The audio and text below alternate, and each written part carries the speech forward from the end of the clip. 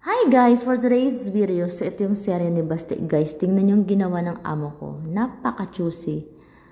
Kinaldag niya yung mga lagay ng cat food niya. So it means, ayaw niya ng cat food na nakalagay doon sa cat bowl niya. Ayaw niya ng flavor guys. Diba? Napaka-juicy. Diyos ko. Ayan o. Meow mix kasi nakalagay yan. May tuna pa siya.